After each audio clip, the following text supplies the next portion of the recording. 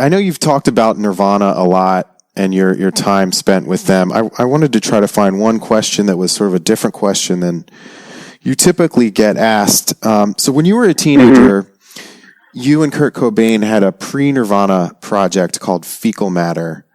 And yeah, I mean that was. Go ahead. Sorry. No, go ahead. Well, yeah, yes, we did. That was kind of his thing. Mm-hmm. It was his songs, and he kind of had this idea for a band called Fecal Matter, and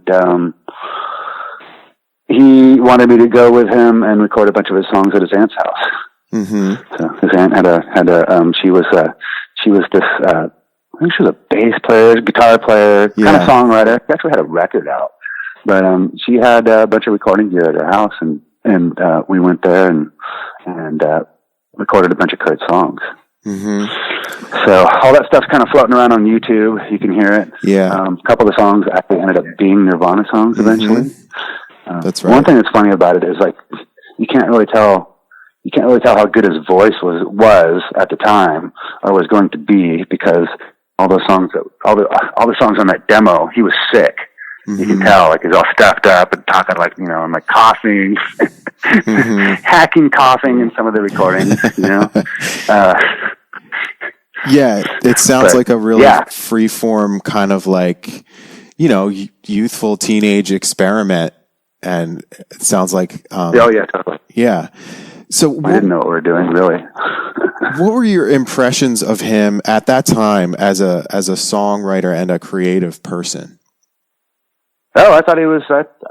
There wasn't really anybody else doing stuff like that, besides Buzz Osborne that I knew. Mm-hmm. So that's unique. Kurt.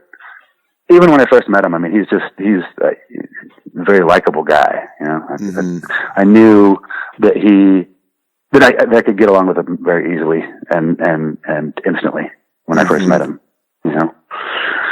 As far as anybody else, any friends of mine from that area, he's kind of the one that I felt was real. Mm-hmm. That's a real dude. He's a real dude. I can trust him. Mm-hmm. I can trust telling him anything. Yeah. I had a few friends like that. Very few. There's always somebody like that you know in your life.